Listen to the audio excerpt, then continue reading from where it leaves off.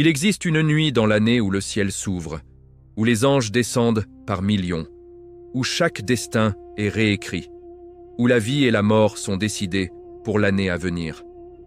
Une nuit où Allah, dans sa miséricorde infinie, offre aux croyants une dernière chance de se repentir avant que les décrets ne soient scellés. Cette nuit, mes frères et sœurs, n'est pas une légende. Elle est une réalité mentionnée dans les enseignements de l'islam. Elle s'appelle Shab et Barat, la nuit du pardon, et ce que vous allez découvrir aujourd'hui pourrait changer votre vie pour toujours. Avant de commencer ce voyage spirituel ensemble, je vous invite de tout cœur à vous abonner à cette chaîne si ce n'est pas encore fait et à partager cette vidéo avec vos proches, vos familles, vos amis. Car la connaissance de cette nuit sacrée est un trésor que nous devons tous préserver et transmettre. Chaque partage est une sadaka, une aumône de savoir qui pourrait toucher un cœur, réveiller une âme, sauver une vie. Alors prenez ce moment, appuyez sur ce bouton, et ensemble, propageons la lumière de la vérité. Imaginez-vous debout dans l'obscurité de la nuit, le ciel étoilé au-dessus de vous, le silence autour de vous. Vous levez vos mains vers les cieux, et vous sentez dans votre cœur qu'en cet instant précis, votre nom est prononcé devant le trône d'Allah. Les anges tiennent des registres entre leurs mains. Dans ces registres sont inscrits votre provision pour l'année à venir, les épreuves que vous traverserez, les joies que vous connaîtrez, et même le jour où votre âme quittera ce monde. C'est cela, Shab et Barat. C'est la nuit du 15e jour du mois de Sha'ban, un mois sacré qui précède le béni Ramadan. Le prophète Mohammed, que la paix et les bénédictions d'Allah soient sur lui, nous a parlé de cette nuit extraordinaire. Les compagnons, qu'Allah les agrée tous, rapportent qu'ils se levaient durant cette nuit, qu'ils priaient longuement, qu'ils demandaient pardon pour sa communauté, pour les croyants passés, présents et futurs. Il jeûnait le jour qui suivait cette nuit. Et lorsqu'on lui demandait pourquoi il accordait tant d'importance à cette période, il répondait que c'est durant cette nuit que les affaires des serviteurs sont présentées à Allah, le Tout-Puissant, le Miséricordieux. Dans le Saint-Coran, Allah nous dit dans la sourate Ad-Dukhan, la fumée, au verset 3, « Nous l'avons fait descendre en une nuit bénie et nous sommes avertisseurs. » Et au verset 4, « Durant cette nuit, toute affaire sage est décidée. » Les savants de l'islam ont interprété cette nuit bénie comme étant soit la nuit du destin, Laylat al-Qadr, soit la nuit de Sha'ban, Shab et Barat. Dans les deux cas, nous comprenons qu'Allah, dans sa sagesse parfaite, a établi des moments précis dans l'année où les portes de sa miséricorde s'ouvrent encore plus grand, où ses bénédictions descendent en abondance, où les prières sont exaucées avec une facilité extraordinaire. Laissez-moi vous raconter ce qui se passe réellement durant cette nuit, selon les enseignements authentiques de notre belle religion. Lorsque le soleil se couche et que la nuit du 15e Sha'ban commence, Allah le Créateur des cieux et de la terre descend au ciel le plus bas d'une manière qui convient à sa majesté, et il appelle ses serviteurs. Il dit, selon les hadiths rapportés, « Y a-t-il quelqu'un qui demande pardon pour que je lui pardonne? Y a-t-il quelqu'un qui demande la subsistance pour que je la lui accorde? Y a-t-il quelqu'un qui est malade pour que je le guérisse? Y a-t-il quelqu'un qui est dans la détresse pour que je le soulage ?» Et cet appel divin continue jusqu'à l'aube. Imaginez la scène, mes frères et sœurs. Le roi des rois, celui qui a créé l'univers d'une seule parole, celui devant qui les montagnes se prosternent, celui qui n'a besoin de personne, appelle, ses créatures nous appellent. Vous appelle-moi, j'appelle avec une miséricorde que notre esprit ne peut même pas comprendre. Il nous offre le pardon alors que nous sommes ceux qui avons péché. Il nous offre la guérison alors que nous sommes ceux qui nous sommes égarés. Il nous offre la provision alors que nous sommes ceux qui avons douté de sa générosité. Durant cette nuit sacrée, les anges reçoivent l'ordre de parcourir la terre. Ils visitent les maisons des croyants. Ils observent qui se lève pour prier, qui pleure de regret pour ses péchés, qui demande sincèrement le pardon. L'ange Jibril, que la paix soit sur lui, celui qui a apporté le Coran au prophète Muhammad, descend avec des armées d'anges. Ils portent des registres lumineux, des plumes de lumière, et ils écrivent. Ils écrivent qui vivra et qui mourra dans l'année à venir. Ils écrivent qui naîtra, qui se mariera, qui divorcera, qui sera heureux, qui sera éprouvé, qui sera riche, qui sera pauvre, qui sera en bonne santé, qui sera malade. Mais voici le secret que beaucoup ignorent. Ces décrets ne sont pas définitifs pour tous. Allah, dans sa sagesse absolue, a établi 2 types de décrets. Il y a le décret immuable, celui qui ne change jamais, comme le moment exact de notre mort finale, la fin de l'univers, le jour du jugement. Et il y a le décret qui peut être modifié par la douceur, par le repentir sincère, par les bonnes actions, par la prière, par la charité. C'est pour cela que le prophète, paix et bénédiction sur lui, nous a enseigné que rien ne change le destin sauf la douceur, et rien n'augmente la durée de vie sauf la bonté envers les parents et les liens familiaux. Alors durant cette nuit de Shab et Barat, quand les décrets sont écrits pour l'année, c'est l'occasion pour le croyant sincère de se tenir devant son Seigneur et de lui demander de changer ce qui est écrit, d'effacer les mauvaises choses, d'ajouter les bonnes. C'est l'occasion de pleurer devant celui qui voit nos larmes, avant même qu'elles ne tombent de nos yeux, de lui montrer notre faiblesse, notre besoin absolu de lui, notre reconnaissance, que sans lui nous ne sommes rien, nous ne pouvons rien. Laissez-moi vous raconter l'histoire d'une femme pieuse qui vivait à l'époque des premiers musulmans. Elle était connue pour sa dévotion, pour sa générosité, pour sa patience face aux épreuves. Un jour, elle tomba gravement malade. Les médecins déclarèrent qu'elle ne passerait pas l'année. Son fils, un jeune homme pieux, était dévasté. Il ne pouvait imaginer vivre sans sa mère qu'il avait élevée dans l'amour d'Allah. Lorsque la nuit de Shab et Barat arriva, il se leva et pria toute la nuit. Il pleura, il supplia Allah de guérir sa mère, de prolonger sa vie, de lui permettre de la servir encore quelques années. Il promit de redoubler ses efforts dans l'adoration, de donner plus en charité, de s'occuper des orphelins et des veuves de sa communauté. Et savez-vous ce qui s'est passé? Cette femme, contre toute attente médicale, commença à se rétablir dès le lendemain. Jour après jour, sa santé s'améliora jusqu'à ce qu'elle soit complètement guérie. Elle vécut encore 20 ans, durant lesquels elle enseigna le Coran aux enfants de son village, elle nourrit les pauvres, elle soigna les malades. Son fils tint sa promesse. Il devint un grand savant de l'islam, connu pour sa piété et sa générosité. Et cette famille attribua ce miracle à la miséricorde d'Allah manifestée durant la nuit de Charban. Cette histoire n'est pas unique, mes frères et sœurs. À travers les siècles, d'innombrables musulmans ont témoigné des bénédictions qu'ils ont reçues après avoir passé cette nuit dans l'adoration, dans la prière, dans le repentir. Certains ont été guéris de maladies incurables. D'autres ont trouvé des solutions à des problèmes qui semblaient insolubles. D'autres encore ont été guidés vers le droit chemin après des années d'égarement. Parce que la promesse d'Allah est vraie. Il dit dans le Saint-Coran « Invoquez-moi, je vous répondrai ». Mais attention, il y a une catégorie de personnes pour qui le pardon n'est pas accordé durant cette nuit, même si elle est la nuit du pardon. Le prophète Muhammad, que la paix et les bénédictions soient sur lui, a mentionné que durant Shab et Barat, Allah pardonne à toute sa création sauf à celui qui associe quelque chose à Allah dans l'adoration, celui qui nourrit de la haine et de l'animosité envers un autre musulman, celui qui coupe les liens familiaux, celui qui consomme de l'alcool régulièrement, celui qui désobéit constamment à ses parents, et celui qui persiste dans les grands péchés sans repentir. Réfléchissez à cela profondément.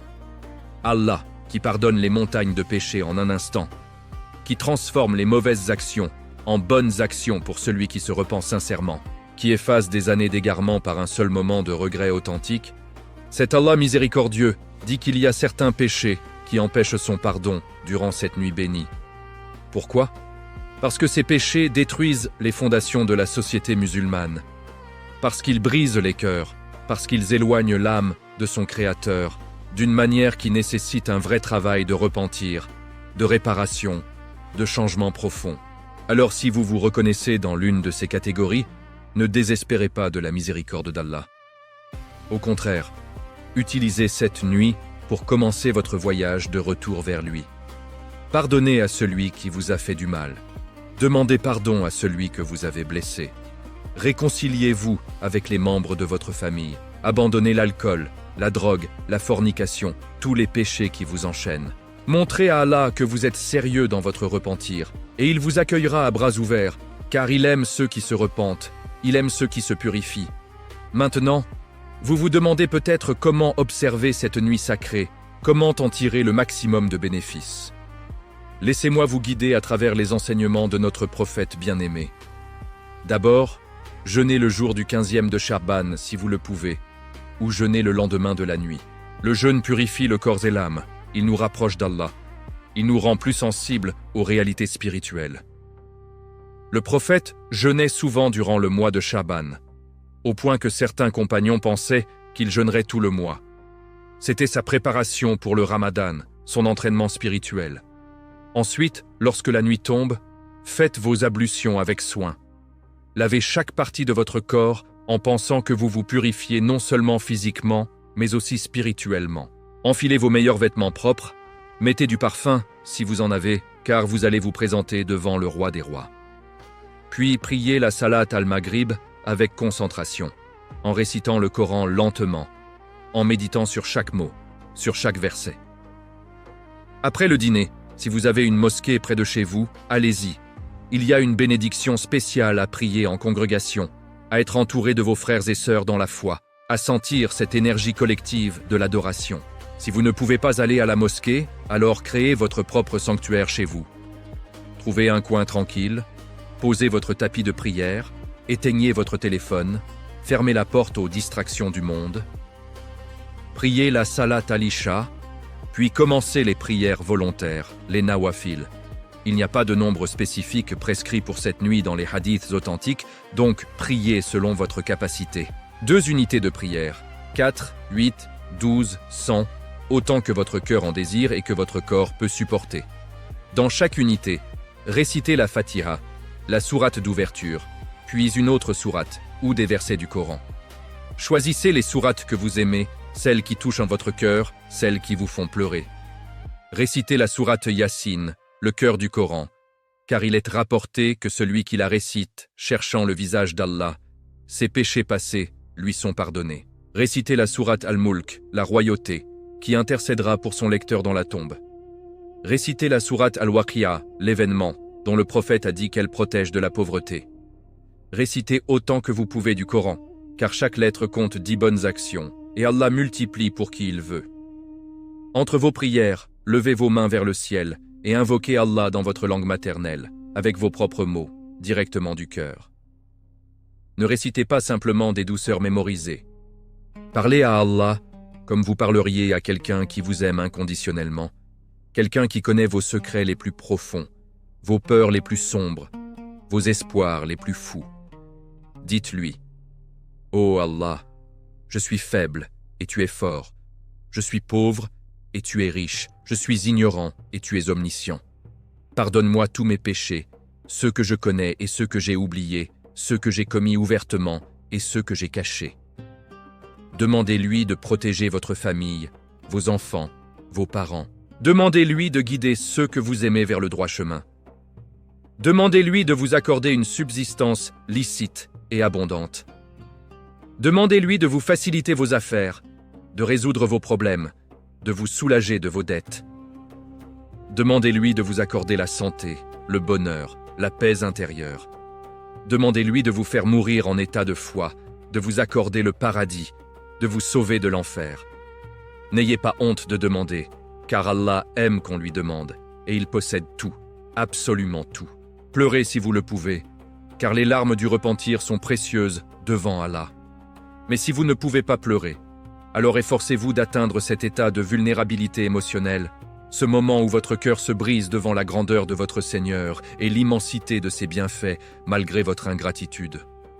Prosternez-vous longuement, car le prophète a dit que le serviteur est au plus proche de son Seigneur lorsqu'il est en prosternation. Et dans cette position d'humilité absolue, répétez « Subhana Rabbiyal A'la ». Gloire à mon Seigneur le Très-Haut, encore et encore, jusqu'à ce que vous sentiez que ces mots pénètrent de votre âme. Visitez le cimetière si vous le pouvez en toute sécurité, comme le prophète le faisait durant cette nuit. Il allait au cimetière de Baqi à Médine et priait pour les croyants enterrés là. Il disait « Que la paix soit sur vous, ô habitants des demeures, parmi les croyants et les musulmans. Nous vous rejoindrons si Allah le veut. Je demande à Allah la sécurité pour nous et pour vous. Marchez entre les tombes et rappelez-vous que bientôt, très bientôt, vous serez à leur place. Chaque tombe raconte une histoire une vie qui était remplie de rêves, de projets, d'ambitions. Et maintenant, il ne reste que le silence et l'attente du jour du jugement. Cette visite au cimetière n'est pas pour vous déprimer, mais pour vous réveiller. Dans notre vie moderne, nous sommes si occupés, si distraits par les écrans, les réseaux sociaux, le travail, les soucis quotidiens, que nous oublions la seule certitude de notre existence. Nous allons mourir. Pas peut-être, pas probablement, mais certainement. Et quand ce jour viendra, qu'aurons-nous préparé? Quelles bonnes actions aurons-nous envoyées en avant? Quel héritage spirituel laisserons-nous derrière nous? Après cette visite au cimetière, si vous y êtes allé ou si vous avez simplement médité sur la mort dans votre chambre, revenez à votre prière avec une énergie renouvelée. Continuez vos adorations jusqu'à la prière du Fajr. Essayez de ne pas dormir durant cette nuit, car c'est une nuit où les bénédictions descendent, où les anges écrivent, où vos prières montent directement vers le trône d'Allah sans obstacle. Chaque minute de cette nuit vaut plus que des mois de prière ordinaires. Et quand l'aube commence à poindre, quand vous entendez l'appel à la prière du Fajr, allez à la mosquée si possible, ou priez chez vous avec votre famille. Priez cette prière avec une gratitude immense, en remerciant Allah de vous avoir permis de vivre pour voir cette nuit, de vous avoir donné la force de l'adorer, de vous avoir compté parmi ceux qui cherchent son pardon. Car beaucoup sont morts avant d'atteindre cette nuit. Beaucoup sont vivants, mais inconscients de sa valeur. Beaucoup sont trop occupés par les plaisirs de ce monde pour lever leurs mains vers leur Créateur. Mais vous êtes différent. Vous êtes celui ou celle qui a répondu à l'appel d'Allah. Après la prière du Fajr, ne vous précipitez pas pour dormir immédiatement. Restez assis sur votre tapis de prière et faites le dhikr, le rappel d'Allah. Répétez « Subhanallah » 33 fois, gloire à Allah. Répétez « Alhamdulillah » 33 fois, louange à Allah. Répétez « Allahu Akbar » 33 fois, Allah est le plus grand. Puis, terminez avec « La ilaha illa Allah, wahdahu la sharika lah, lahul mulku wa lahul hamdu wa huwa ala kulli shay'in qadir » Tout nom, il n'y a de divinité qu'Allah, unique et sans associé. À lui la royauté et à lui la louange, et il est capable de toutes choses. Lisez ensuite les 3 dernières sourates du Coran, Al-Ikhlas, Al-Falaq et An-Nas, 3 fois chacune. Ces sourates courtes mais puissantes sont une protection contre tout mal, visible ou invisible. Elles vous enveloppent d'un bouclier spirituel qui vous accompagnera tout au long de votre journée. Maintenant parlons d'un aspect important que beaucoup de musulmans ignorent ou négligent. La continuité après Shab et Barat. Cette nuit n'est pas une fin en soi, c'est un nouveau départ. C'est le point de lancement de votre transformation spirituelle pour l'année à venir. Si vous avez prié toute la nuit, si vous avez pleuré et demandé pardon, si vous avez promis à Allah de changer, alors vous devez tenir cette promesse. Ne soyez pas comme ceux qui s'enflamment durant les moments spirituels forts, puis retournent à leurs anciennes habitudes dès que l'émotion retombe. Faites de cette nuit le début d'une nouvelle relation avec Allah. Établissez un programme quotidien d'adoration que vous pouvez maintenir. Peut-être vous engager à prier les 5 prières quotidiennes à l'heure, sans délai, sans excuse. Peut-être vous engager à lire une page du Coran chaque jour. Peut-être vous engager à donner une petite somme en charité chaque semaine, peut-être vous engager à contrôler votre langue, à éviter les mensonges, les médisances, les paroles futiles. Petit à petit, construisez votre forteresse spirituelle, brique par brique, jour après jour. Et rappelez-vous que le mois de Chaban tout entier est une préparation pour le Ramadan. Si vous avez raté des jours de jeûne du Ramadan précédent à cause de maladies, de voyages ou de menstruation, c'est le moment de les rattraper. Si vous avez des dettes envers les gens, c'est le moment de les rembourser. Si vous avez blessé quelqu'un par vos paroles ou vos actions, c'est le moment de vous excuser sincèrement et de réparer le tort. Nettoyez votre ardoise avant que le Ramadan n'arrive, afin que vous puissiez entrer dans ce mois béni avec un cœur pur, une conscience tranquille, une âme prête à recevoir les bénédictions sans obstacle. Il y a aussi une dimension communautaire à Shab et Barat que nous devons préserver. Dans de nombreux pays musulmans, cette nuit est célébrée collectivement. Les familles se réunissent, cuisinent des plats spéciaux, distribuent de la nourriture aux pauvres et aux voisins. Les mosquées sont illuminées, remplies de fidèles. Les rues résonnent du Coran récité par ceux qui veillent. Les parents enseignent à leurs enfants l'importance de cette nuit en les emmenant à la mosquée, en priant avec eux à la maison, en leur racontant les histoires des pieux prédécesseurs. Cette dimension communautaire est belle et doit être encouragée tant qu'elle reste dans les limites de la sunna, l'enseignement du prophète. Malheureusement, dans certaines régions, des innovations ont été introduites qui n'ont aucune base dans l'islam authentique. Certaines personnes allument des feux d'artifice, pensant que cela fait partie de la célébration. D'autres visitent les tombes, non pas pour prier pour les morts et se rappeler la mort, mais pour leur demander de l'aide, ce qui est du shirk, de l'association à Allah. D'autres encore organisent des rassemblements où l'on raconte des histoires inventées sur cette nuit, des miracles exagérés, des pratiques sans fondement. Soyons vigilants, mes frères et sœurs. Notre religion est parfaite, complète, et tout ce dont nous avons besoin se trouve dans le Coran et la Sunna. Nous n'avons pas besoin d'ajouter, de modifier ou d'embellir. Célébrons Shab et Barat, comme le prophète l'a célébré, dans la prière, le jeûne, la lecture du Coran, le repentir, la visite du cimetière, l'invocation. C'est simple, c'est pur, c'est suffisant. Permettez-moi de partager avec vous une dernière réflexion profonde. Chaque année, quand Shab et Barat arrivent, des millions de musulmans prient, jeûnent, demandent pardon. Mais pour certains d'entre eux, c'est la dernière fois. Ils ne verront pas la prochaine nuit de Chaban. Leurs noms seront écrits cette année parmi ceux dont l'heure est venue. Ils quitteront ce monde avant que les 12 mois ne se soient écoulés. Pensez à cela. Quelque part dans le monde en ce moment, un musulman prie durant Shab et Barat sans savoir que c'est sa dernière. Quelque part, une mère embrasse ses enfants sans savoir qu'elle ne verra pas leur prochain anniversaire. Quelque part, un père travaille dur pour sa famille sans savoir que dans quelques mois, ils pleureront à sa tombe. Cela pourrait être vous. Cela pourrait être moi. Nous ne savons pas. Seul Allah sait. Alors que ferez-vous de cette nuit ? La passerez-vous devant la télévision, sur les réseaux sociaux, dans des conversations futiles ? Ou la passerez-vous debout devant votre Créateur, les mains levées, les larmes coulant, le cœur brisé par le regret de vos péchés et l'espoir de sa miséricorde ? Le choix vous appartient, et ce choix pourrait déterminer votre destination éternelle. En conclusion, mes frères et sœurs bien-aimés, Shab et Barat n'est pas juste une nuit parmi d'autres. C'est une opportunité divine que nous ne devons pas gaspiller. C'est une porte ouverte vers le pardon, la guérison, la bénédiction, le changement. C'est Allah lui-même qui nous appelle, qui nous invite, qui nous attend.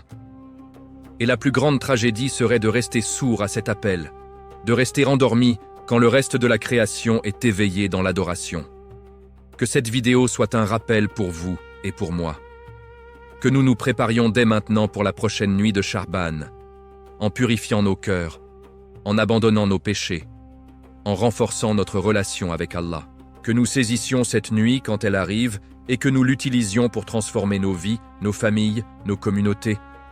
Que nous soyons parmi ceux dont les noms sont écrits dans les registres des bienheureux, ceux dont les péchés sont pardonnés, ceux dont les provisions sont augmentées, ceux dont les vies sont prolongées dans l'obéissance à Allah. Et rappelez-vous, chaque jour que nous vivons après cette nuit est un don, une prolongation de notre délai, une autre chance de nous repentir et de faire le bien. Ne la gaspillez pas. Vivez chaque jour comme si c'était le dernier. Priez chaque prière comme si c'était la dernière. Dites à vos proches que vous les aimez, car vous ne savez pas si vous les reverrez. Pardonnez à ceux qui vous ont blessés, car vous ne savez pas qui de vous rencontrera Allah en premier. Et surtout, travaillez pour votre au-delà, car c'est là que vous passerez l'éternité, soit dans une joie indescriptible au paradis, soit dans une souffrance inimaginable en enfer. Qu'Allah nous compte parmi ceux qui observent Shab et Barat avec sincérité. Qu'il accepte nos prières, nos jeûnes, nos repentirs. Qu'il efface nos péchés comme si nous venions de naître. Qu'il nous accorde une longue vie dans son obéissance et une bonne fin. Qu'il nous réunisse avec notre prophète Muhammad au paradis. Amin.